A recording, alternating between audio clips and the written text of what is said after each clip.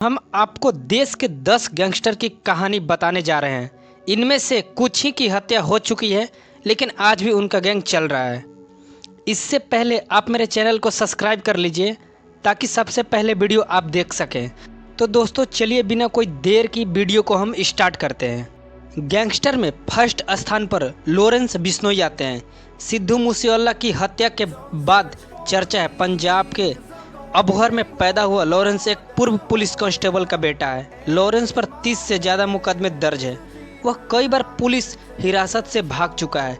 पहले वह जोधपुर और भरतपुर की जेल में बंद था, लेकिन अब दिल्ली की तिहाड़ जेल में है। पिछले साल से लॉरेंस जेल में है। कहा जाता है कि जेल में रहने के बावजूद वह आसानी से अपना गैंग चला रहा है। अभी उसके गैंग में 500 से ज़्यादा अपराधी शामिल है।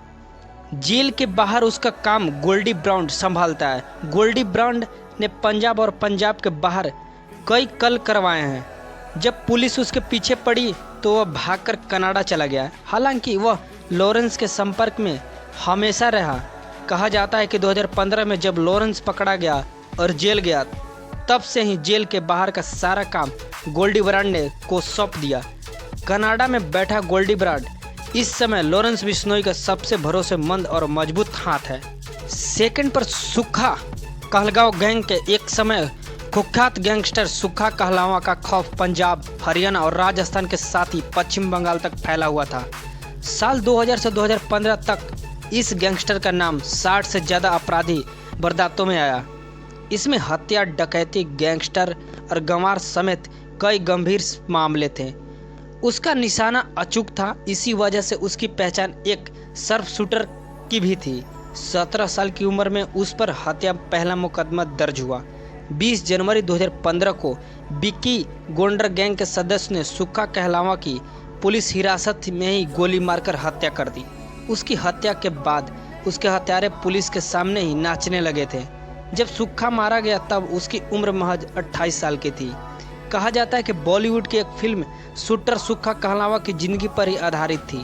कहा जाता है कि सुक्खा का गैंग आज भी एक्टिव है। सोशल मीडिया पर अब भी कई पेज उसके नाम पर है। इस गैंग के कई एक्टिव सदस्यों की पंजाब पुलिस को तलाश में है। तीसरे स्थान पर देवेंद्र बबिया गैंग आता है। एक समय था जब देवेंद्र बबिया गैंग के नाम से दूसरे गैंगस्टर तक कांपा करते थे। 2016 में पुलिस इनकाउंटर में बबिया मारा गया, लेकिन इसका गैंग आज भी एक्टिव है। लॉरेंस बिश्नोई के करीबी दावा करते हैं कि सिद्धू मूसेवाला की देवेंद्र बबिया गैंग से नज़दीकियाँ थी। मूसेवाला ने अपनी एक एल्बम का नाम भी बबिया रखा था। मूसेवाला की हत्या के बाद से बबिया गैंग भी सक्रिय हो गया है। गैंग ने मूसेवाला की हत्या का बदला लेने का ऐलान कर दिया है। और बात करते हैं हम चौथे स्थान पर, तो बदन सिंह बद्दो आते हैं। पश्चिमी उत्तर प्रदेश का कुख्यात गैंगस्टर बदन सिंह बद्दो पर यूपी पुलिस ने 2.5 लाख और दिल्ली पुलिस ने 50,000 रुपये का इनाम रखा है। बदन सिंह बद्दो के पिता चरण सिंह 1970 के दशक में जलंधर छोड़कर यूपी के मेरठ में रहने आ गए थे। बद्दो के पिता ने परिवार का जीवन यापन के लिए ट्रक ड्राइवर का काम शुरू किया था। फिर धीरे धीरे वह खुद एक ट्रांसपोर्ट बन गए। वहीं 7 भाइयों में सबसे छोटा बदन सिंह बद्दो ने ट्रांसपोर्ट के कारोबार में कदम रखा। इसी दौरान उसके संबंध इलाके के बदमाशों से हो गए और बताया जाता है कि उसने 1988 में अपराध की दुनिया में कदम रखा था। गुरबख्श सेवाला गैंग्स जो कि 5वें स्थान पर आता है। पंजाब, हरियाणा और राजस्थान में हत्या, लूट, अपहरण और फिरौती के लिए बदनाम गुरबख्श गैंग का भी खूब चर्चा है। इस गैंग का सरगना रंजीत सेवेवाला 2015 में मारा गया था। इसके बाद उसका भाई गुरबख्श इस गैंग को चला रहा है। गुरबख्श भी 2017 में पकड़ा गया था, लेकिन आज भी वह जेल से गैंग को ऑपरेट कर रहा है। कहा जाता है कि देवेंद्र बबिया की मौत के बाद उस गैंग के ज़्यादातर लोग शेवाला गैंग में शामिल हो गए। और छठे स्थान पर आता है जग्गू भगवानपुरिया गैंग। पंजाब में यह गैंग सबसे ज़्यादा एक्टिव है। किडनैपिंग, वसूली, हाईवे रॉबरी इस गैंग का खास पेशा है। गैंग का मुखिया जग्गू भगवानपुरिया उससे 2015 में ही पुलिस ने गिरफ्तार कर लिया था। हालांकि इसके बाद भी वह जेल में अपने गैंग को ऑपरेट करता रहा।